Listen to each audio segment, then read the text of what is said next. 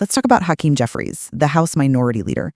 His, let's call it a defensive outburst, right? When he got questioned about Eric Swalwell comparing January 6th to Pearl Harbor and 9/11. I mean, come on. Congressman Swalwell just compared Pearl Harbor to January 6th. Do you agree? I think what Congressman Swalwell said is that there are certain days that will forever live in infamy.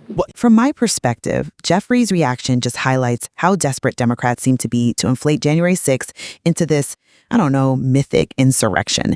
Equating a chaotic day, yes, but one where the only fatality among the protesters was Ashley Bobbitt, shot by Capitol Police.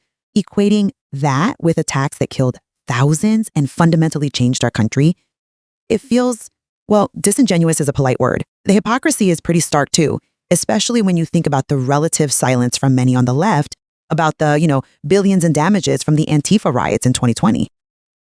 Okay, hold on. No, let me finish. This laser focus on J6, especially when you hear FBI whistleblowers talking about inflated domestic terrorism stats targeting conservatives, it really suggests a political agenda. It feels like weaponizing federal power to demonize dissent, not some objective historical comparison. It's frankly absurd to put J6 in the same category as Pearl Harbor or 9/11. Okay, look, I get why the comparison feels jarring to some people. The scale is different, obviously.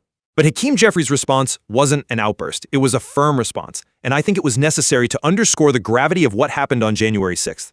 Calling it mostly a peaceful protest or minimizing the fact that 5 people died in connection with the attack and over 140 officers were injured.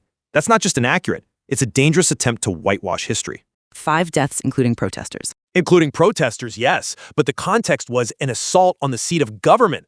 Eric Swalwell framing it as a domestic terrorist attack, that's not just his opinion. The FBI classified it that way. They launched the biggest investigation in their history, over 1,200 convictions so far. So, while the number of deaths isn't the same as Pearl Harbor or 9/11, the intent to violently disrupt the peaceful transfer of power, a cornerstone of our entire system, that's why the comparison has weight in a political and historical sense. We know extremist groups like the Proud Boys and Oath Keepers coordinated violence that day. This wasn't just some spontaneous rally that got out of hand. And this constant denialism, it's disrespectful to the people who defended the Capitol, and honestly, it risks letting something like that happen again. We clearly have fundamentally different views on the severity and the historical meaning of that day. But all right,